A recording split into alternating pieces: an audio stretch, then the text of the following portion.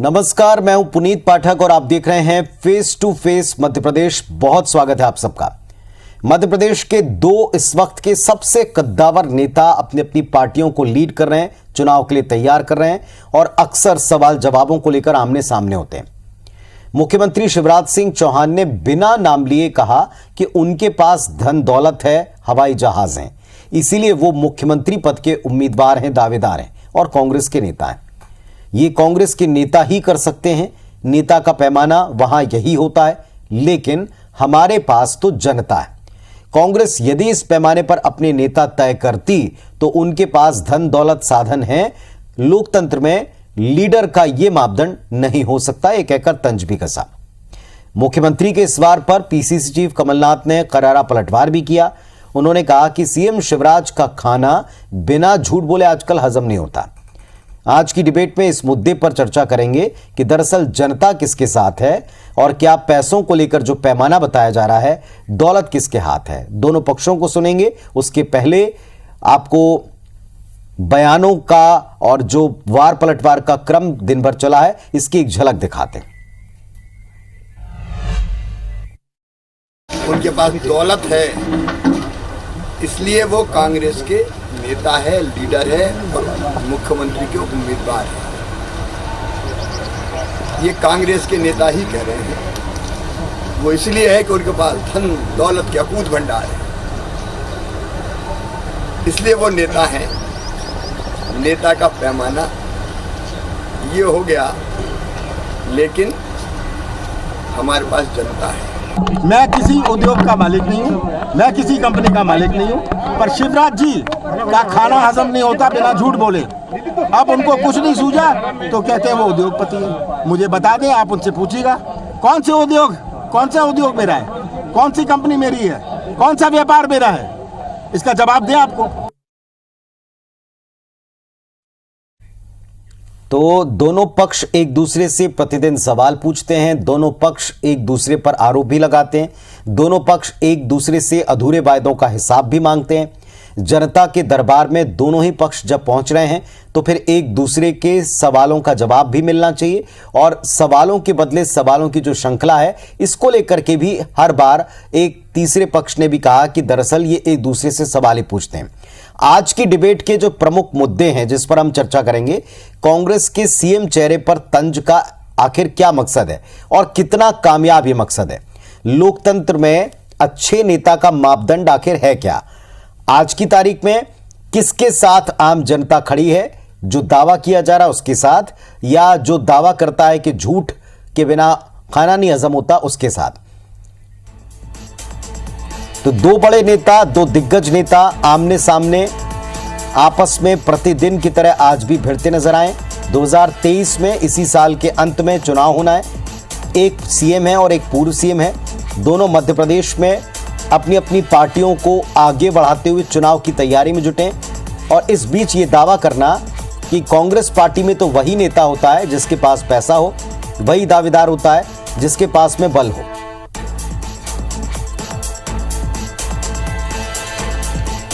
और इस वक्त हमारे साथ में फेस टू फेस दोनों पक्ष रखने के लिए दो बड़े ही समर्थ लोग हैं। मिथुन अहिरवार साहब हैं, तर्कों के आधार पर बात करते हैं, कांग्रेस पार्टी का पक्ष इस मंच के ऊपर रखने वाले हैं। नमस्कार मिथुन जी, स्वागत है आपका।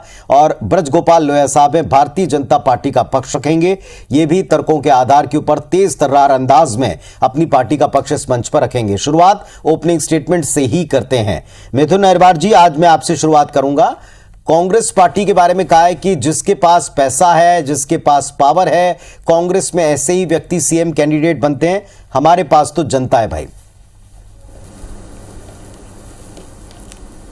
देखिए, क्या है कि ज्योतिरादित्य सिंधिया जी की सीएम की दावेदारी शायद भारतीय जनता पार्टी में बहुत ज्यादा बढ़ती जा रही है। इस तरीके का बयान उनको इसलिए देना पड़ा क्योंकि ज्योतिरादित्य सिंधिया जी का चुनावी एफिडेविट यदि आप देख लें तो जो मैं देख पाया हूं 300 करोड़ रुपए से ज्यादा की उन्होंने संपत्ति घोषित की है। तो वो शायद तंज करना चाह रहे थे कि शायद ज्योतिरादित्य सिंधिया जी कभी भी भारतीय जनता पार्टी में उनके सीएम पद के कैंडिडेट नहीं बन पाएंगे। जो शिवराज जी ये बयान देते हैं कि वे जहर पी करके सरकार चला रहे हैं, जो शिवराज जी ये बयान देते हैं कि वल्लभ भवन में अफसर उनको रंगीन तस्वीर दिखाते हैं, फील्ड की जानकारी शायद इसी वजह से उनको नहीं पहुंच पाती है, जो सीएम रहते हुए शिवराज जी बयान देते हैं कि मैं ज्योतिरादित्य सिंधिया जी की वजह से सीएम बना हूं, उनका जो डर सिंधिया जी को लेकर के वो सामने आ रहा है। तो मुझे लगता है इसमें कोई गलत बात नहीं है, चुनाव आते आते और भी सामने आएगा। दूसरी बात मैं कहना चाहता हूं, आपका जो प्रश्न है कि जिसके पास दौलत होती है क्या वो पैमाना है, बिल्कुल नहीं।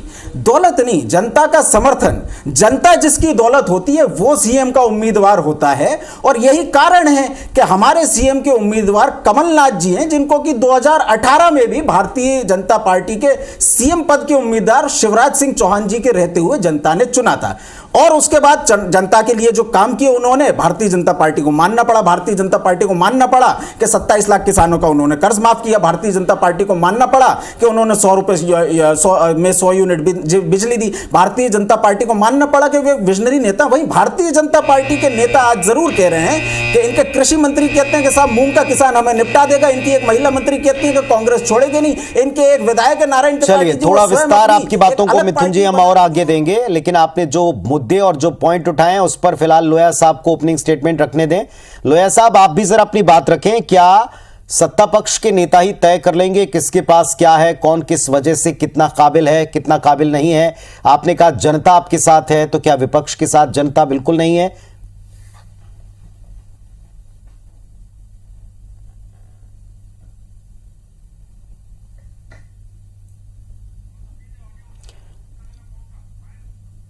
देंगे। 2018 तक कांग्रेस को कौन चला रहा था? माननीय अरुण यादव जी चला रहे थे। अरुण यादव जी के बाद ऐसा कौन सा कारण था? क्या अरुण यादव जी अक्षम थे या उनमें संगठन चलाने की क्षमता नहीं थी? क्यों परिवर्तन हुआ कमलनाथ जी के रूप में? केवल इसलिए हुआ कि आर्थिक रूप से सक्षम नेता चाहिए था कांग्रेस पार्टी को चलाने, इसलिए उनका चयन हुआ। और जहां तक कांग्रेस पार्टी का सवाल है, वो जिसको चाहे उसको अपना नेता चुने, परंतु प्रदेश का नेता कौन होगा और मुख्यमंत्री कौन होगा ये तो जनता ही तय करेगी। बिना जनता के तो आप नहीं बन सकते हैं। दूसरी बात, अभी मिथुन जी कह रहे थे कि शिवराज जी के रहते हुए जनता ने हमें चुना। बिल्कुल सच है मिथुन जी कि आप 2018 में सरकार बनाने में कामयाब रही, ये सच है, परंतु ये सच नहीं है कि आपने जनता में हमसे ज्यादा वोट लिए थे। जनता में वोट तो हमने ही आपसे ज्यादा लिए थे, परंतु टेक्निकली आपकी सरकार बन गई थी। अब मैं तीसरी बात करता हूं कि हमें क्यों लगता है कि हम सरकार बना पाएंगे और शिवराज जी मुख्यमंत्री होंगे। वो इसलिए लगता है कि 2020 में 28 चुनाव हुए, उसमें भारतीय जनता पार्टी जीती। 2021 में 3 विधानसभा और 1 लोकसभा के चुनाव हुए, उसमें भारतीय जनता पार्टी जीती। 2022 में स्थानीय निकाय के और ग्राम पंचायतों के चुनाव हुए, उसमें भारतीय जनता पार्टी जीती। तो ऐसा कौन सा कारण है कि अचानक से आप जीत जाएंगे? ऐसी कौन सी परिस्थितियां हैं जो आपके अनुकूल हो गई? मध्य प्रदेश की जनता 15 महीने आपका कुशासन भुगत। चलिए, वैसे हर एक चुनाव चुनौतीपूर्ण होता है, ये बात स्वयं भारतीय जनता पार्टी के शीर्ष नेतृत्व कहते हैं, और ये बात आप भी समझते हैं कि मूल चुनाव में और उपचुनाव में कितना फर्क होता है। लेकिन ठीक है, आपका पॉइंट है कि यहां हमने बीच के सारे चुनाव जीते हैं, उसका उत्तर देंगे। अहिरवार साहब उसमें सक्षम है। सरमन नगेले साहब हैं, वरिष्ठ पत्रकार के तौर पर इस वक्त हमारे साथ में जुड़ गए हैं। सरमन जी बहुत नमस्कार, आपका स्वागत है face to face Madhya Pradesh में IVS 24 पर। आज ये जो बात आ गई है दो बड़े दिग्गज नेताओं के बीच कि आपके पास पैसा, मेरे पास आम जनता है, इस तरह की चर्चा को, इस तरह के कन्वर्सेशन को आप किस नजरिए से देखते हैं? ये तो जनता तय करेगी ना कि वो किसके साथ खड़ी, किसके साथ नहीं खड़ी। देखिए माननीय पुनीत जी, इस समय राज्य में इस तरह का वातावरण बना हुआ है, राजनीतिक वातावरण, ये न केवल मध्य प्रदेश के नागरिकों के लिए उचित है, बल्कि मध्य प्रदेश का विकास भी इससे किसी न किसी रूप में अवरुद्ध होता है। दोनों राजनीतिक दलों को, चाहे पार्टी हो या भारतीय जनता पार्टी हो, इनको इस बात का ध्यान देना चाहिए कि अभी मध्य प्रदेश में मॉडल कोड ऑफ कंडक्ट नहीं लगा हुआ है, वो संभवतः सितंबर या अक्टूबर के फर्स्ट वीक में लगे। तब आप अपनी कैंपेन चालू कीजिए, तब आप अपनी घोषणाएं कीजिए, तब आप अपनी ये बातें कीजिए। अभी से आप ब्यूरोक्रेसी को, बाकी तंत्र को क्यों दुविधा में डाल रहे हैं? इनसे बचना चाहिए।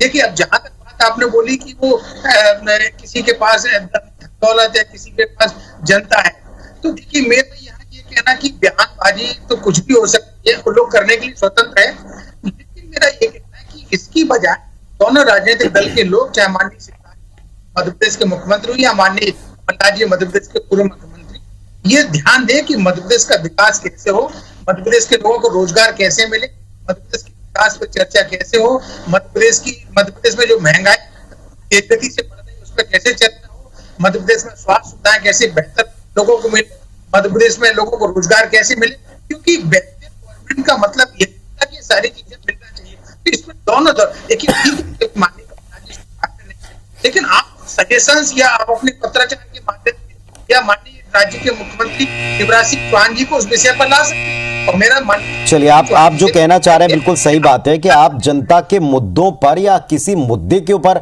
अगर डिबेट करें तो समझ में आता है, लेकिन ठीक है, ये भी चुनावी दौर में कोई नई बात नहीं है। जो कुछ हो रहा है, जो कुछ भी हम देख रहे हैं, जिस पर हम चर्चा कर रहे हैं, मिथुन साहब जरा लोया साहब की इस बात का आप उत्तर दें कि जनता उनके साथ है, क्योंकि हर एक चुनाव में जीत विक्ट्री जो है भारतीय जनता पार्टी ने अपने पक्ष में पाई।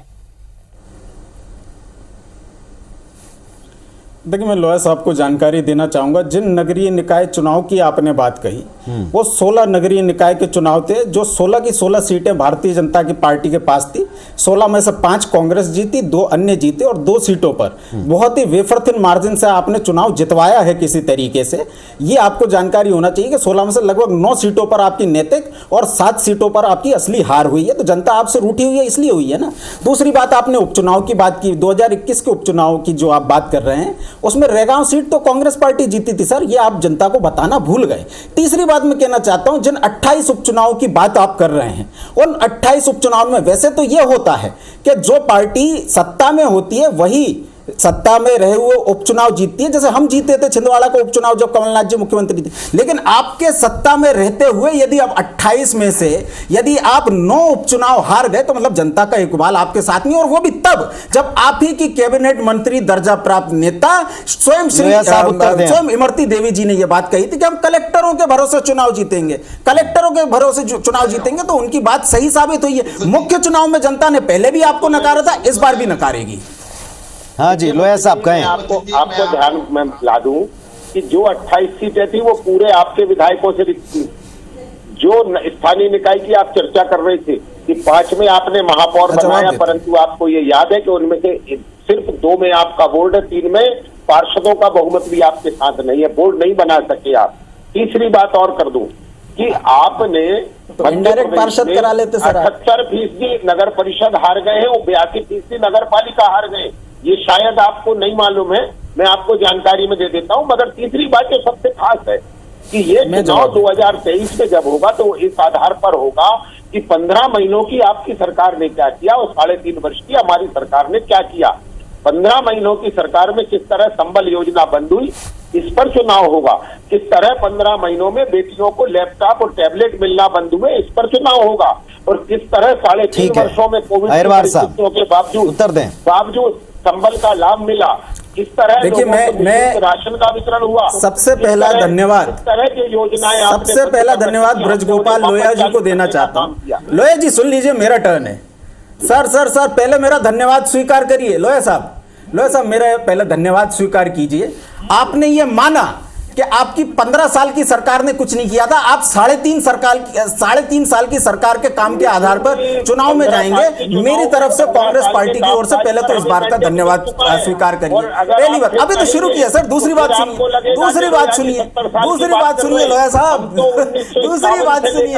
लोकतंत्र का सम्मान किया ना सर आपने मान लिया कि 15 साल की सरकार ने कुछ नहीं किया, इसलिए जनता ने आपको हरा दिया। इसलिए आप 3.5 साल की सरकार के काम के आधार पर जनता के बीच जाएंगे। बहुत बहुत धन्यवाद जय साहब। ये सोशल मीडिया पे अच्छा चलेगा, आप जनता मत करिए। 3.5 साल की सरकार के काम के आधार पर आप लोग चुनाव में जाएंगे। 15 साल की सरकार ने कुछ नहीं किया आप पे। चलिए अब आते हैं वोट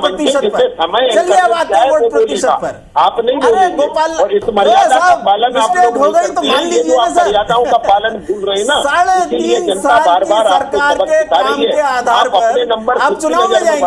15 साल आपकी सरकार ने केवल लूटा, 15 साल आपकी सरकार ने केवल लूटा, केवल जनता का दमन किया, केवल जनता का थोड़ा सा चर्चा को आगे बढ़ाएं। सरकार को मिथुन साहब एक सवाल का सीधा उत्तर दीजिएगा। सीधा उत्तर ये कि अगर कांग्रेस पार्टी के भीतर कोई टिकट का या किसी पद का दावेदार है, उसकी एक परिभाषा दी गई है, उससे आप कितना सहमत हैं? देखिए, कांग्रेस पार्टी के नेता होने की परिभाषा केवल एक है, राष्ट्रीय नेतृत्व आपके नाम पर मोहर लगाती है तब जब जनता आपको स्वीकार करती है। कमलनाथ जी को मई 2018 में प्रदेश कांग्रेस अध्यक्ष बनाया गया था। 5 महीने के अंदर उन्होंने विधानसभा चुनाव जीत करके दिखाया है। 2018 में जनता ने उनको मुख्यमंत्री बनाया, निर्वाचित किया, लेकिन भारतीय जनता पार्टी को यह बर्दाश्त नहीं। और इनकी जो लोकतंत्र की परिभाषा है कि जिस नेता के खिलाफ वोट दिया, जिस नेता को जनता ने घर बैठाने का काम किया, श्री शिवराज सिंह चौहान जी जिनके खिलाफ जनता ने मत दिया, उनको मुख्यमंत्री बना दिया। तो पता चलता है ये परिभाषा देने का भी अधिकार क्या आप जनता को नहीं छोड़ेंगे? परिभाषा आप नहीं देंगे, परिभाषा आप नहीं देंगे। 2018 में भारतीय जनता पार्टी का चुनाव घोषणा पत्र देख लीजिए, हमने उसमें 1 नंबर पर लिखा हुआ है कि मध्य प्रदेश में यदि भारतीय जनता पार्टी सरकार में आएगी तो शिवराज सिंह चौहान जी मुख्यमंत्री होंगे। हम आपकी तरह थोड़ी है कि जनता को दिखाएं कुछ, बताएं कुछ और बनाएं किसी और को। कांग्रेस पार्टी का क्या दिखाया था जनता में नहीं आएगा। क्या दिखाया था जनता को, बताइए। नहीं बता तो नहीं, बताना क्या है, मैं तो कह तो रहा हूं आपसे, घोषणा पत्र पढ़ लीजिए, उसमें अगर और किसी का नाम लिखा हो तो कहिए। ये सच है। आपकी बात अलग है, वो आज आपकी पार्टी में मुख्यमंत्री बना रहे हैं, कैंपेन कमेटी का अध्यक्ष, एक मुख्यमंत्री का दावेदार, बोर्ड लगेगा कि भावी मुख्यमंत्री राष्ट्रीय प्रभारी जेपी अग्रवाल जी कहेंगे कि नहीं इसका फैसला नहीं हुआ, ये तो बाद में तय होगा। अरुण यादव जी अलग बात करेंगे, अजय सिंह राहुल अलग बात करेंगे। थोड़ा सा कांग्रेस की जो संस्कृति, थोड़ा सा ये जो राजनीतिक सौहार्द दिखता है कि आपको चिंता है कांग्रेस पार्टी के भीतर की, कांग्रेस पार्टी को चिंता है भारतीय जनता पार्टी की, लेकिन जनता की चिंता ये सर्वोपरि होना चाहिए। एक फाइनल स्टेटमेंट की बारी आती। मिथुन, आपसे शुरुआत करते हैं। आज आपने डिबेट खोली है, आज आप ही बताएं जो स्टेटमेंट अभी यहां दिया जा रहा है भारतीय जनता पार्टी के द्वारा और जीत का आधार बताया जा रहा है, आप क्यों नहीं जीतेंगे, जो आधार वो देख रहे हैं, इस पर आप फाइनली क्या कहेंगे? 20 सेकेंड। देखिए, भारतीय जनता पार्टी के पैमाने अलग अलग होते हैं। मध्य प्रदेश में ये वोट प्रतिशत की बात करते हैं, कर्नाटक में जहां हमारे 2% वोट भी जाते थे और विधानसभा की सीटें भी जाता थी, वहां पर आज तक इन्होंने मुख्यमंत्री की कुर्सी पर अतिक्रमण करके रखा है। ये बताता है भारतीय जनता पार्टी लोकतंत्र को किस तरीके से खत्म करना चाहती है। मध्य प्रदेश में कांग्रेस के जो उम्मीदवार हैं सीएम पद के लिए, जो चेहरा है कमलनाथ जी, उनके नाम पर हम लोग चुनाव में जाने वाले, क्योंकि जनता ने उन पर मुहर लगाई है कि कमलनाथ जी को मध्य प्रदेश का बार बार कांग्रेस कहती कमलनाथ का विकल्प या कमलनाथ के टक्कर में नहीं है, इस वजह से घबराहट में ऐसे स्टेटमेंट्स हैं। 20 सेकंड आपके पास। नहीं, कोई हमें किसी से कोई घबराहट नहीं है। हम तो अपने कामों के आधार पर वोट मांगने वाले हैं। हम आलोचना के आधार पर वोट नहीं मांगते, हम अपने काम के आधार पर मांगते हैं। जो लाडली लक्ष्मी हुई है वो हमें वोट देगी, जो लाडली बहना है वो हमें वोट देगी, जिस मध्य प्रदेश के किसान की आय को बढ़ाने का काम किया है हमने, वो हमें वोट देंगे। मध्य प्रदेश के जिस युवा को। चलिए सरमन साहब, जो आप दोनों पक्षों को सुन रहे हैं, उसको सुनने के बाद आपको लगता है अब की बार 23 की जंग में इन दो चेहरों के बीच में जो जुबानी जंग है उसमें जनता के मुद्दे आएंगे या इसी तरह के आरोप प्रत्यारोप चलते रहेंगे? देखिए माननीय पुनीत जी, मेरे को तो ऐसा लगता है कि ये इसी तरह की मतलब विचारधारा पर आगे जा रहे हैं, इसी तरह की बयानबाजी पर जा रहे हैं। इससे दोनों नेताओं को बचना चाहिए, क्योंकि मध्य प्रदेश के मुख्यमंत्री माननीय शिवराज सिंह चौहान जी ने भी लगातार काम किया और मध्य प्रदेश के पूर्व मुख्यमंत्री माननीय कमलनाथ जी ने भी काम किया। लेकिन अब ये निर्णय जो है ना आम विधानसभा चुनाव 2023 में मध्य प्रदेश का जो प्रबुद्ध मतदाता है वो तय करेगा कि किसकी दल की सरकार बनाना है। लेकिन बयानबाजी चल रही है, राजनीतिक बयानबाजी। चलिए ठीक है, अच्छी बात है, जैसा सरमन जी भी मानते हैं और जैसा सब लोग देख भी रहे हैं कि चुनावी वर्ष में इतना तो सबको पता है, दो हालांकि बहुत बड़े नेता हैं, एक सीएम साहब, एक पूर्व सीएम साहब, उन दोनों के बीच में सवालों के दौर चलें, सवालों में जनता के मुद्दे चलें, जनता के मुद्दों पर आप तथ्य रखें, तथ्यों के ऊपर जमकर बहस करें और जमकर बहस के बाद में आप जनता को एक क्लियर पिक्चर दें ताकि वो आपसे सवाल भी पूछ सके और जो जवाब आप दे रहे हैं उसको परख भी सके। और इसीलिए ये फेस टू फेस का मंच भी हम लाते रहेंगे। फिलहाल आप सबका शुक्रिया इस पर अपनी बात रखने के लिए, धन्यवाद, नमस्कार।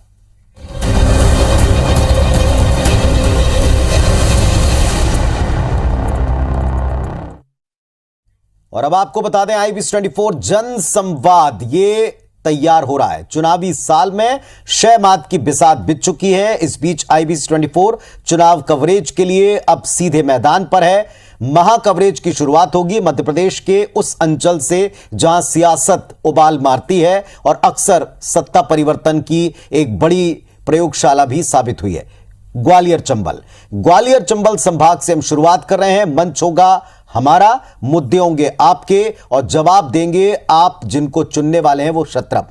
एक साथ एक मंच के ऊपर तमाम दिग्गजों को आप देखें सुने, जानिए उनसे कि दरअसल उनकी क्या तैयारी है मिशन 2023 के लिए, क्या है उनका मास्टर प्लान। हमारे साथ जन संवाद कल देखना ना भूलें, कल दोपहर 2 बजे से लगातार सिर्फ IBC 24 पर।